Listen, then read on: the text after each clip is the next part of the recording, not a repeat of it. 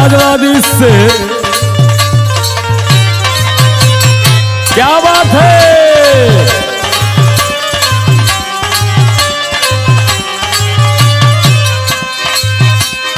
आई भैया, हम भोजपुरी समाजवादी गायक सुनील उर्फ चिंटू यादव। समाजवादी गीत के लिस्ट में एगो और गीत। आई भैया, आज के माहौल, आज ही देश के माहौल आप लोग सुनी जा। गली गली चौराहा चौराहा चर्चा होती है। गांव का बुढ़ऊ दादा माता बहन लोग हर चौराहा पर बैठकर प्रधानमंत्री आदरणीय श्री चमत्कारी बाबा नरेंद्र मोदी जी का फोटो लगा के हाथ गोड़ जोड़त है आ एक गो अपील करत है। सब गली गली सब कहत है, एक नारा में कहत है। का कहत है?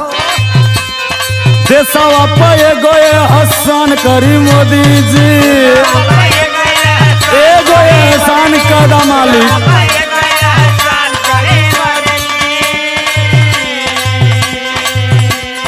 देशवा पे गोए हसन कदी मोदी जी, चाय वाला फिर से दुकान कदी मोदी जी। चाय वाला फिर से कला।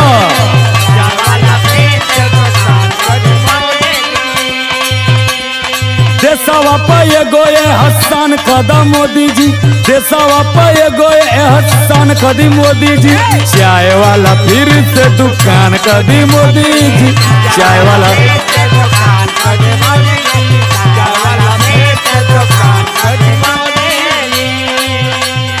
काहे जनता कहत काहे है कि चाय वाला दुकान कला? काहे कि जनता देखत है चाह बेचत रहला बल्कि भलाई रह। जब से आई कुछ और बेचे लगला, लोगन के थोड़ा तकलीफ होती है, पूरे भारत देश के तकलीफ होती है। ऐसे चाय का दुकान करा, फिट जगह है, बढ़िया जगह रहबा। एक थ्योरी आपके देश में, आपके कार्यकाल में, आपके राजकाल में एक चीज देखने को मिली। क्या? कैला उद्घाटन तू संसद भवन के, पूरा देश देखत रहा। गली गली टीवी चलत रहे, जो समय संसद भवन का उद्घाटन करत रहला। वो हर फीता कटल, एक और आपक आदमी एठे काम कैला। का कैला? कैला उद्घाटन तू संसद भवन के, लाठी चलवाई दिहला देश के पहलवान पे। वो हर लाठी बजत रहे।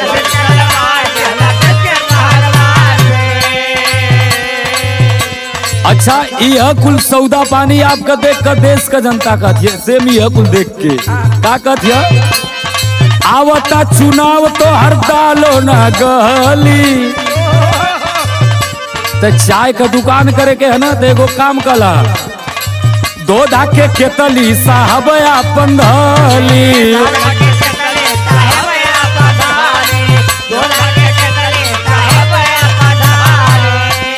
ना तो एगो काम करे साहब, अगर ना करे के तो एगो काम का दका, पहलवानन का समस्या समाधान करी मोदी जी। ना तो समस्या समाधान करा, कैसे?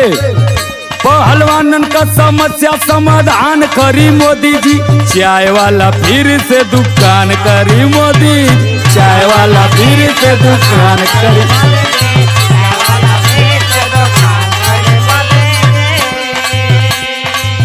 ये हमारे की ये उत्तर प्रदेश में एक जवान है, एक साथी है, एक शेर है। और बसने वाली बात नहीं है, पूरा भारत देश देख रहा है।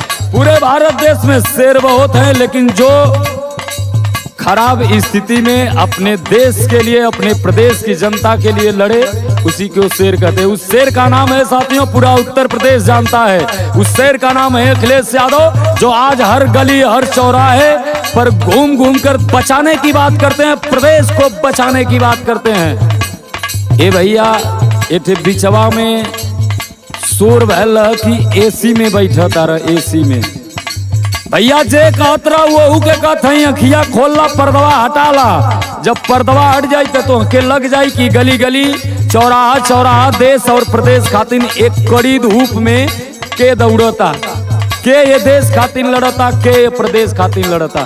और आई बहुत बात ना, समझदार के इशारा काफी है भैया, सुनिया। भैया अखिलेश के दीवाना जमाना,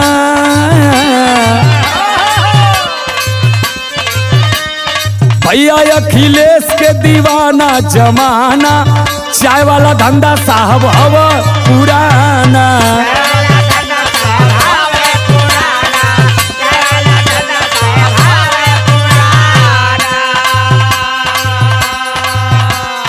बड़े महंगाई तोहके नहीं बुझाला,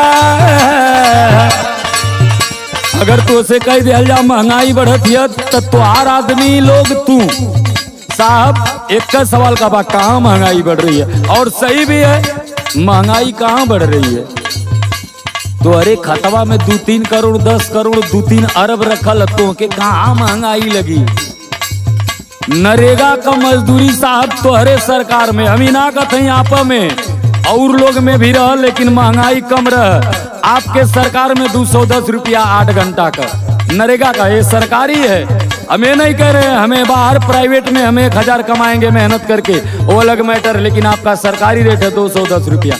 210 रुपया में 8 घंटा नौकरी करावत हवा, 80 रुपया का तेल देत हवा, 20 रुपया का नमक देत हवा, ऑटवा मौसा के घर से आई साहब। ये आपका हवा, अमान का ना, ये आपका रेट है, सरकारी रेट है। सुनिया भैया अखिलेश के दीवाना जमाना, चाय वाला धंधा तो हर हवा पुराना।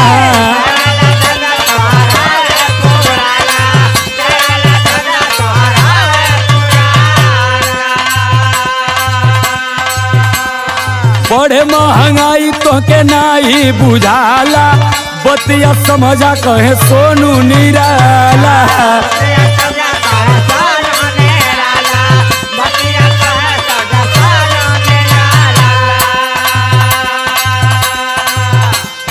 चिंटू सैलेश के फरमान सुनी मोदी जी,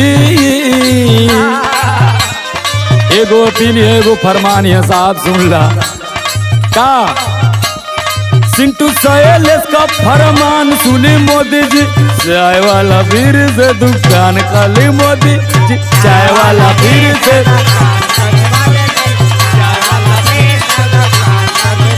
अरे चाय वाला फिर से दुकान खाली मोदी जी, चाय वाला फिर से दुकान खाली मोदी जी, दुकान खाली मोदी जी।